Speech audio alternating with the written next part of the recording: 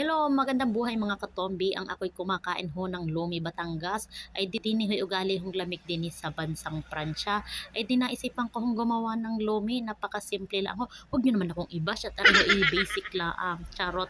Ako lang ho ang gumawa niyan. So ayan ho ang mga rekado. Siyempre hindi ho katulad dito sa atin sa Pilipinas. Pero kung ano lang ho meron dito, yun ho ang aming binibili. Okay ho. Ay di ari ho ako naghiwa ng mga rekado. At tapos so ako ho ay silam na silam doon sa sibuyas. Ayan ho ang karne. Akin nung hiniwa-hiwa at naglagan ako ng itlog. Ay di pagkatapos ay pinirito ko na ang atay ng baboy at nilaga ko ang kaunting karne. At pagkatapos so naglagay na ho ako ng sunflower oil at yan ho ginisa ko na ho ang karneng baboy. At pagkatapos so ay arihaw ang kaunti pang kare baboy sibuyas bawang at nilagyan ko ng kaunting toyo ay ginisa ko na at pagkatapos so nilagyan ko ho ng sabaw ng Diyos ko, yun na, basta yun na ho yun. Bahala na kayo, kita naman ho ninyo. And then, pagkakuluho niya, nilagay ko na ho ang mga pasta. Ayan, gayaan lang ho, 4 na noodles ang aking nabili, 4 na balot ho. At pagkatapos nga ho niyang kumulo, nilagay ko na ho ang itlog.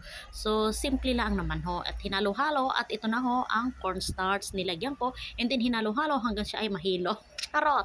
At pagkahalo nga ho, ayan ho, naluto na ang ating simpleng lomi. So, kung gusto mo magpaluto, tawagin mo lang ako. At makalipas ang ilang oras, ayan, naluto na ang ating lomi Batangas. At gumawa ako ng masarap na sausawan, o diba? And then, syempre, tinikman ko na ang lomi Batangas. Kitang-kita naman ninyo na ako ay takap na takap na.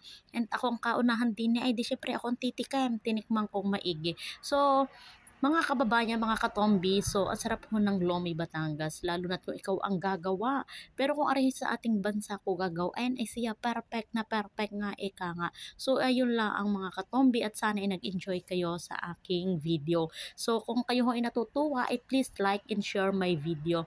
And kung gusto naman ho ninyo ng Lomi Batangas, yung mga nandito sa Paris, pwede kayo magpaluto sa akin. Yun lang, bye-bye!